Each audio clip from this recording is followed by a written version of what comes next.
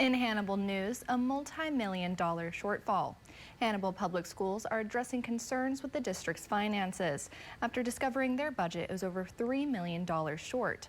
KHQA's Zach Richardson spoke with school officials to hear how they got there and the plan to move forward.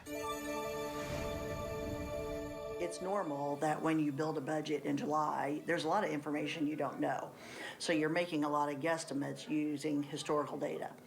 And so really, and then as the year goes on, you're amending your budget as actual numbers come in. Shortly after Superintendent Susan Johnson announced her return for the 2024-2025 school year, she is set to face her first challenge of the upcoming fiscal year. Johnson says as the district started their initial budget preparations for the upcoming fiscal year, they discovered several large factors impacting their operating fund. She says every year a budget is presented in July, estimating revenues as well as expenditures to the best of their ability. However, she says this year those numbers were off.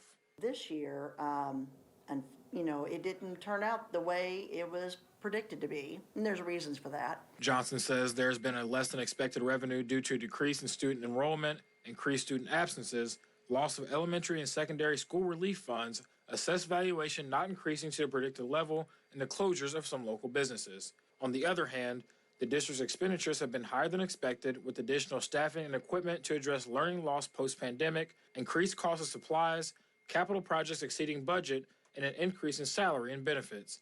Johnson says monitoring expenditures is the main priority for the remainder of the year to put the district in the best possible scenario to effectively serve their students. That's where I really want to focus our attention to, both for this year and as we move to the future. Just to make sure that, we are doing always the best thing we can do for our children. Johnson says this isn't the first challenge the district has faced and won't be the last. But she says the district is working hard, as they always do, to overcome this obstacle.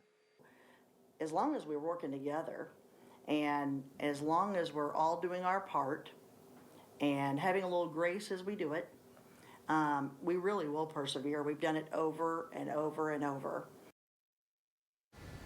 In the release, the district says over the next year, they will be evaluating the decrease in enrollment. Johnson says the district will not be hiring additional staff, but instead focus on retaining teachers and work towards recruiting once the finances are settled.